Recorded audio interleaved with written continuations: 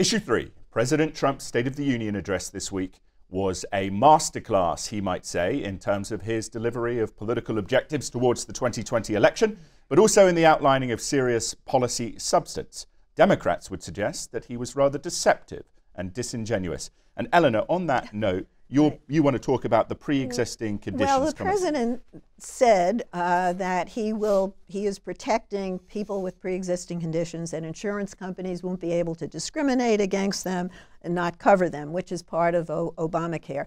But his Justice Department is in court trying to overturn that provision in Obamacare. And when the House had a resolution offering Republicans an opportunity to stand up and say they oppose insurance companies cutting off people who have pre-existing conditions, I think 4 Republicans joined the Democrats. And the Republicans all got up and cheered when the president made this declaration. It is a lie. It has been debunked by every person you can imagine. And a Democratic, well, they're not really a Democratic group, but it's part of the resistance called Protect Our Care. And they put together a video of all of the pundits and people calling this an outright lie. How does he get away with saying that, and how do people believe it? And that's got to be exposed, because the 2020 election, just like the 2018 election, is going to be about health care.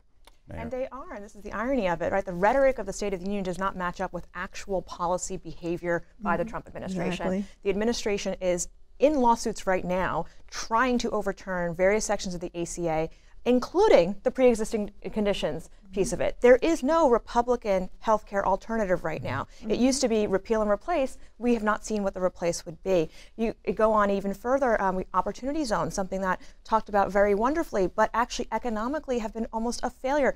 Only people who've really benefited from those are high net worth investors who've been able to get in and get cheaper deals to invest in these properties and in these neighborhoods. So there's a lot of context that he didn't draw upon and didn't put out there. I personally wish he had stuck with some of the gains he's made instead of doubling down on his desire for superlatives to be better than anybody else ever. And that's where he gets himself in trouble. Who wants to respond to the... Yeah, I mean, there's a really important distinction on this healthcare point.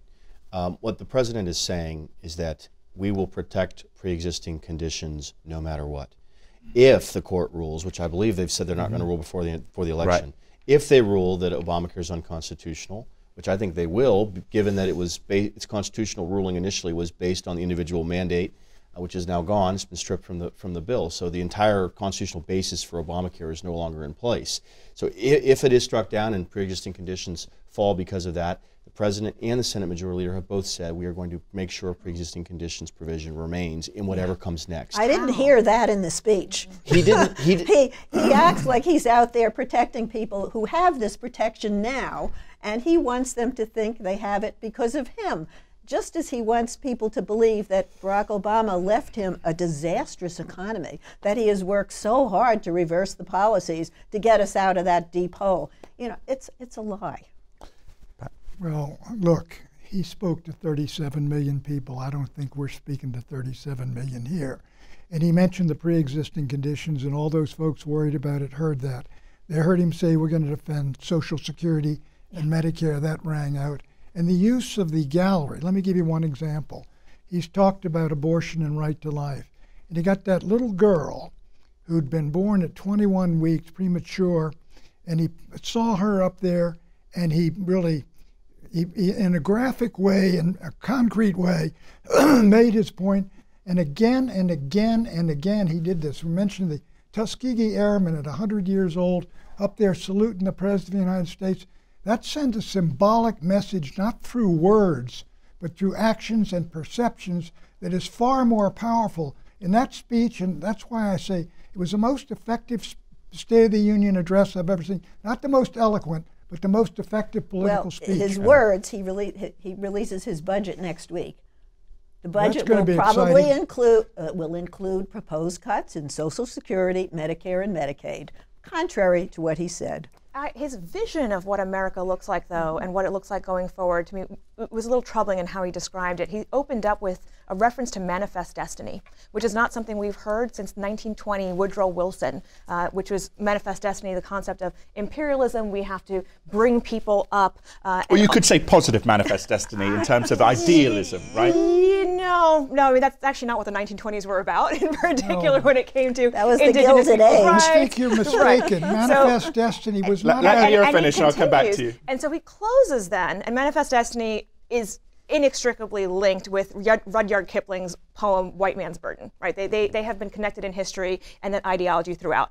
He closes then also with this reference to the New World, and which, listen, great, the idea of we have expansion, the ability of frontier spirit, but it goes down in the same speech as when he denigrates immigrants as being criminals. He doesn't mention dreamers. He could have easily have talked about a dreamer and highlighted something that instead he chose to highlight a white family that was the victim of an illegal immigrant. So he identifies immigrants as criminals. It's the same week in which he bans immigrants or visas coming in from Nigeria, a Muslim majority country, the population that has contributed, actually an immigrant population considered to be the most economically beneficial to the US. So blanket ban. And so he paints this picture of an America that is, the future of it is only European. It's American All right, carnage. It's lipstick on American carnage. I would suggest that a little pushback to Nero, that the idea of the New World has some positive connotations from the 1930s. Depends on who you're talking to and what the people look like. The eye of the beholder. All right, Of course, Patrick. Manifest Destiny was 19th century, mid-19th century Polk, the seizure of the southwest of Texas, Oregon, all the rest of it. Woodrow Wilson was the guy that got us into World War I, which he should not have done, had nothing to do with Manifest Destiny.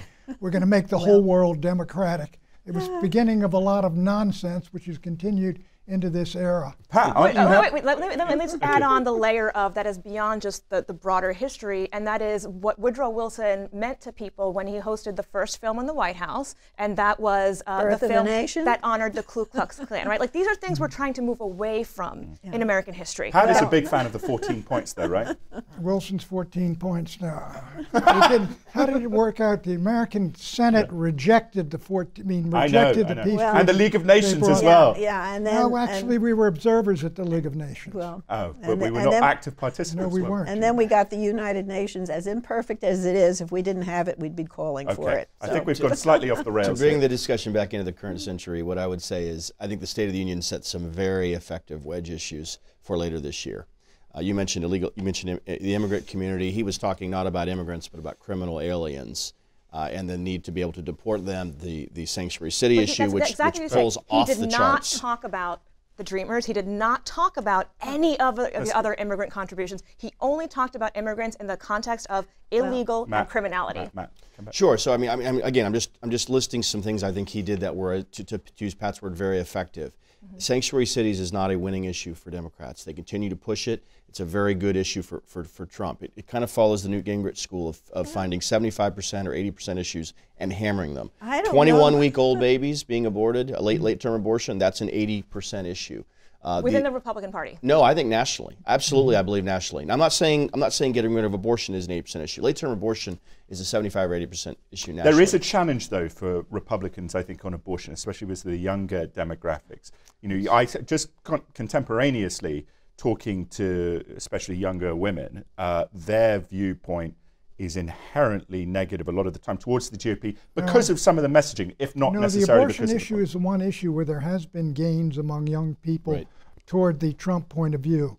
I mean, it's better off now than it was, say, 10 years ago. Yeah, the Supreme Court will hear arguments in March, and we'll get a ruling in June, and we'll see. They're probably going to further undermine Roe. I doubt that they will explode it in the middle of the 2020 election, but they're headed towards ruling in a Louisiana case where only one clinic that performs the procedure will even be open. And as you mentioned, this is millennial and Gen Z, Gen X, that generation, or as anything pretty much less than boomer, is going to be the majority of the voting public. Whether Democrat or Republican, it's going to be the majority of the voting public heading into 2020. So these issues matter. one of those big issues being climate change, which a new generation sees as fundamental to everything that is happening in policy and government right now, not mentioned by the president. I was also surprised on the foreign policy front, North Korea wasn't mentioned, right? If he's trying to do a victory lap on a variety of things that he's done, because he was very retroactive in his victory lap. It was not a prospective, here's what I'm going to There's no new policy. There's no additional summit on the schedule. And this as is of so now. But they're not testing missiles yet, which And have mea culpa, I thought they would be by now. Yeah, He does have a Middle East peace plan, doesn't he, Tom? The That's peace true. plan. Accomplishments are, of course, in the past. They're not necessarily in the future. He did mention issues where they could work together on a bipartisan basis. Prescription drugs, infrastructure. Interestingly enough, a bill the House already passed. That's why the women were standing up saying, All right, well, let's HR3. to conclude this, let's go round and on a positive concluding note and find something, each of us find something we think bipartisan cooperation could be possible on. Pat, do you want to start? It's hard. I mean, obviously infrastructure comes immediately to mind, but the relationship between Pelosi and the president is so poisonous, and between Democrats and Republicans so poisonous, I don't think they're going to do it. Thank Well, you the for that House hopeful note. House has already passed legislation to rein in prescription drug costs and give Medicare the right to negotiate prices. It is in Mitch McConnell's graveyard because the White House and the Republicans don't want to stand up to Big Pharma. So that doesn't have anything to do with the hostility between Pelosi and the president. President Trump seems to want to, though, a little He bit. says does. it, but Yeah, he I mean, doesn't do it. The Senate, That's the Senate whole doesn't point. exist to pass House bills. There's a Senate bill that Grassley has that has bipartisan support. I do think prescription What's drugs. your one? Prescription drugs, I think, Okay. is an area where there's a real opportunity, and infrastructure, absolutely. Whether it can get done in election year, you have a limited calendar. I don't think you're going to get anything bipartisan. You had the USMCA, and that was probably the last thing that you were going to see, especially once the budget comes out. Too polarized heading into an election. They have to do a highway bill this year. You may get some infrastructure on the highway bill. Okay. Well, maybe we might get that British-American trade deal. Maybe that'll be something everyone can free tell us. Although trader. Nancy Pelosi doesn't seem to care. He's a free trader, I find out. The Prime Exactly, Minister of Great Britain. exactly. So on that positive and glorious note, we thank you for listening in and watching. And we will see you next time in a conclusion of some of these issues.